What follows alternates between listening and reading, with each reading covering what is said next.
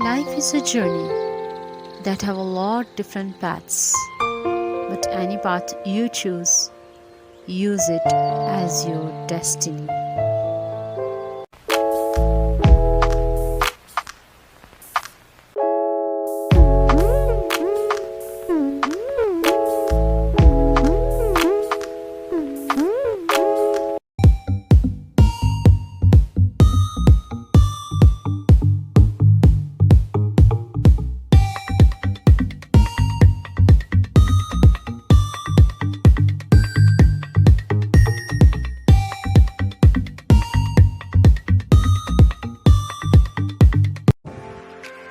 अस्सलाम वालेकुम फ्रेंड्स, आज मौसम बहुत ही अच्छा था तो मैंने सोचा कि क्यों ना एक पिकनिक प्लान की जाए। तो दोस्तों, आज हमारा प्लान है हिंसल जाने का। ये जनाब आई लव गिलगित का बोर्ड है जिस पे आके हम हमेशा रुकते हैं और अक्सर बच्चे जिद करते हैं यहाँ पर पिक्चर्स बनाने की।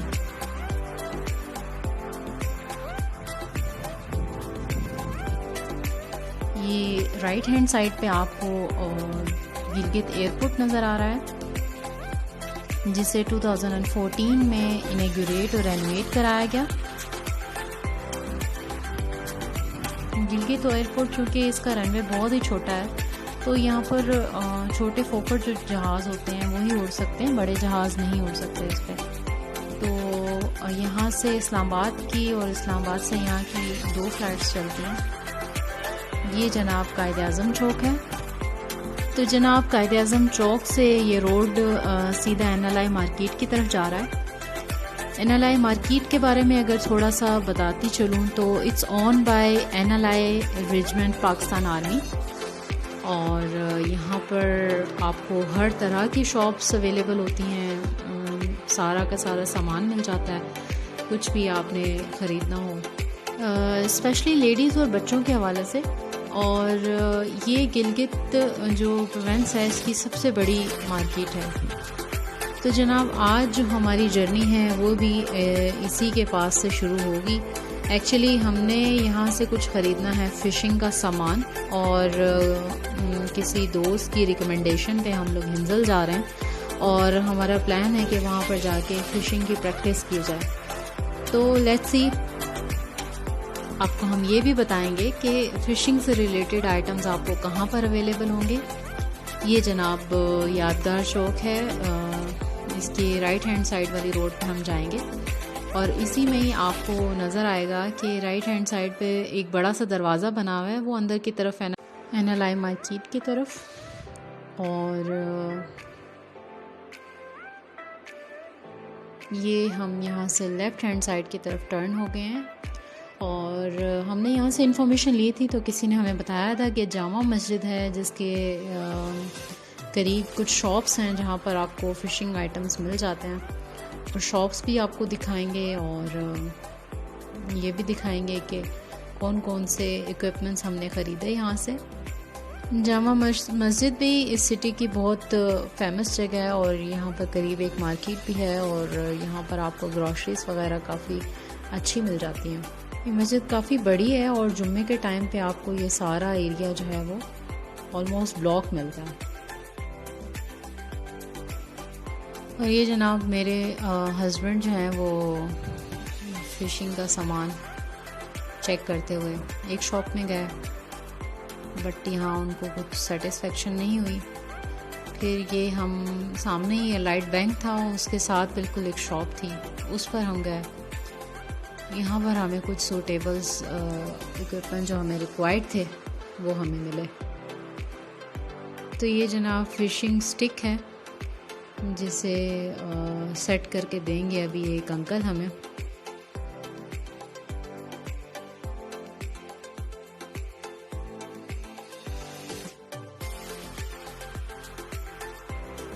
ये अंकल हमारे लिए बहुत ज़्यादा हेल्पफुल थे, माशाल्लाह, अल्लाह इनको लंबी ज़िंदगी दे।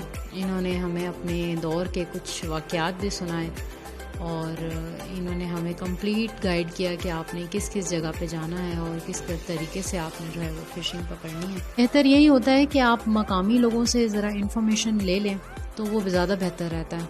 इन्होंने ही हमें बताया है कि जो एक्चुअली फ़िशिंग है वो आपको गिज़र फंडर में मिलेगी। हिंजल का सफ़र गिलगित एयरपोर्ट से तकरीबन 12 किलोमीटर है, लेकिन रास्ता चूँकि थोड़ा सा इस तरह का होने की वजह से आपको आधा पौना घंटा लग जाता है वहाँ जाने में। मीनवाइल आपको साफ़ सुथरी सड़क भी मिलेगी और बीच बीच में थोड़ा सा वो रोड जो है अंडर कंस्ट्रक्शन है।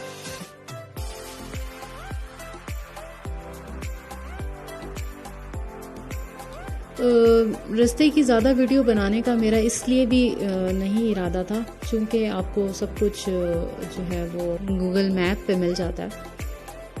तो ये हिंजल का बोर्ड है, हम हिंजल पहुंच चुके हैं और यहाँ पर एक फ्रेंड ही की रिकमेंडेशन पे एक रिज़ॉर्ट टाइप बना हुआ था, हम उधर जाएंगे। तो ये जनाब इस रिज़ॉर्ट की लोकेशन है। बच्चे बहुत ही खुश नज़र आ रहे हैं।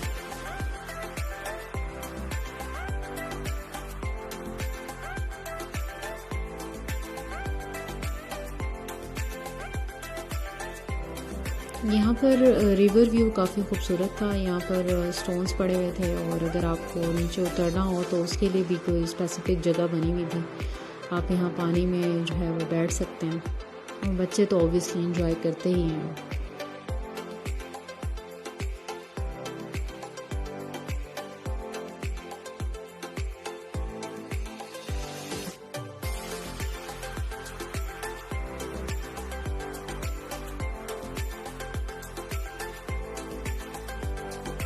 ये तो यहाँ पर आराम फरमा रहे हैं।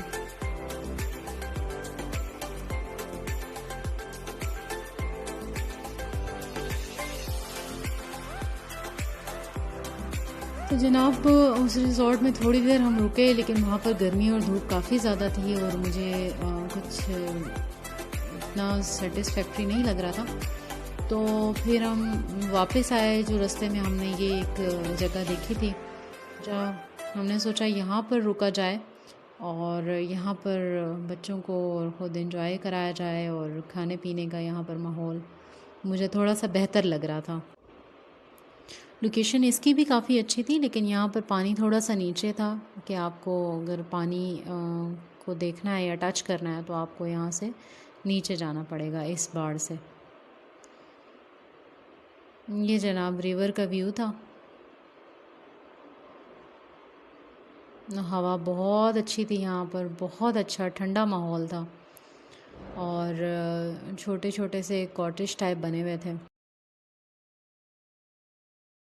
अभी हम वहाँ बैठे हुए थे और खाने का ऑर्डर दिया हमने। मीनवाइल इतनी तेज़ हवा चलने लग गई और ये जनाब सारे खुबानी के दरख्त हैं जो मैं आपको दिखा रही हूँ। और ये जो होटल था ये पूरा खुबानी के दरख्तों से भरा हुआ था, जो कि इनके मालिक मकान जो कि बहुत मेहमान नवाज थे, उन्होंने हमें गिफ्ट भी दी। खाना हमारा पहुंच गया था। मैंने आपको मेन्यू कार्ड भी डिस्प्ले किया है। नहायत रीज़नेबल चार्जेस, नहायत मज़ेदार खाना और सबसे अच्छी बात ये जो इन्होंने हमें खाने के बाद पेश की, अपने ही दरख्तों की टूटी हुई खुबानियाँ और चेरीज़ इस कदर जूसी थी, इनका टेस्ट इतना इररेसिस्टिबल था that I cannot describe in my words.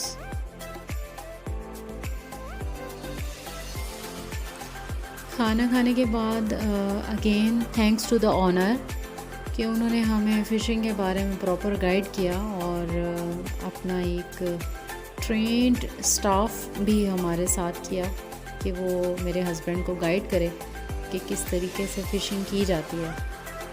Basically दरियाए Gilgit में ट्राउट फ़िश का शिकार किया जाता है, जो कि ठंडे पानी की मछली होती है और वो इस पानी के अंदर कहते हैं 120 माइल पर आवर की स्पीड से जो है वो जा रही होती है इस पानी के अंदर। बेसिकली हमें जो है इसका शिकार खेलना होता है कि एक बार हम उसमें कुंडा डालेंगे, उसके बाद उसे वापस लेकर आएंगे और फिर इस तरह कंटिन्यूसली, और पूरा दिन में कोई एक या दो फ़िश अगर आ जाए। और मेरे हस्बैंड ने अपनी लाइफ की पहली ट्राई की and he started playing trout, the most expensive fish in the Pakistan. Trout fish अपने यूनिक टेस्ट की वजह से काफ़ी एक्सपेंसिव होती है। नॉर्मली जो फ्रेश वाटर की जो फ़िशेस होती हैं उनका टेस्ट इतना अच्छा नहीं होता। इसके अपोज़िट ट्राउट फ़िश का अपना एक यूनिक टेस्ट होता है। यहाँ पर जो इनका ट्रेंड स्टाफ है वो मेरे हस्बैंड को कम्प्लीटली गाइड कर रहा है। जैसा कि उन अंकल ने हमें एक्सप्लेन किया था कि आप शाय फील मत कीजिएगा, किसी भी मकामी बंदे को अपने साथ लगा लीजिएगा, और हमने भी ऐसा ही किया। टाइम चूँकि हमारे पास बहुत कम था तो ज़्यादा तो नहीं, बट ये कि हमें एक्सपीरियंस हो गया और हमने अब नेक्स्ट प्लान ये किया है कि हम फंडर जाएंगे और वहाँ पर प्रॉपर फ़िशिंग जो है वो की जाएगी। तो जब हम वहाँ जाएंगे तो इंशाल्लाह वहाँ का भी एक कंप्लीट व्लॉग बना के आपके खिदमत में पेश करेंगे। और ये मेरे हस्बैंड नीचे दरिया की तरफ जा रहे हैं ट्राउट की फ़िशिंग करने के लिए। एक्चुअली ट्राउट का शिकार खेला जाता है। इट मीन्स कि आपको उसको ट्रैप करने के लिए बहुत डिफ़िकल्टीज़ का सामना करना पड़ता है। आपको बार बार अपनी फ़िशिंग रोप को फेंकना पड़ता है और उसको वापस रोल करना पड़ता है, क्योंकि इस पानी के अंदर जो ट्राउट है वो 120 किलोमीटर पर आवर की स्पीड से जा रही होती है। तो अगर वो फंस गई तो फंस गई, अदरवाइज़ फिर पूरा दिन भी गुजर जाता है और कोई फ़िश जो है वो आपके हाथ में नहीं आती। तो बेसिकली कम्प्लीटली अनट्रेंड थे और फर्स्ट टाइम जो है वो फ़िशिंग का एक्सपीरियंस कर रहे थे। तो भला हो इन लोगों का, और होटल के ऑनर थे उनका, कि उन्होंने हमें जो है वो सिखाने के लिए एक वर्कर साथ में दिया और मेरे हस्बैंड ने पहली ट्राई की और इसी तरह 2-3 ट्राइज़ और की, लेकिन हमारे पास चूँकि टाइम बहुत कम था इसीलिए हमने ये डिसाइड किया कि हम नेक्स्ट टाइम फंडर में प्रॉपर फ़िशिंग जो है वो करेंगे। तो इंशाल्लाह वो एक्सपीरियंस भी आपके साथ शेयर करेंगे और हम कोशिश करेंगे कि कोई मकामी बंदा हमें मिले जो कि कैमरे के सामने इस सारे प्रोसेस को एक्सप्लेन कर सके। इस सारी जर्नी में जो मुझे चीज़ जिसने सबसे ज़्यादा इंस्पायर किया वो होटल मैनेजमेंट थी। उन्होंने बहुत मेहमान नवाजी इनका जो है मुजाहरा किया। ढेर सारा फ्रूट और ढेर सारी खुबानियाँ हमें तोहफे के तौर पे दी, जिनका टेस्ट बहुत ही मज़ेदार था। And I will definitely recommend this because of their taste and hospitality.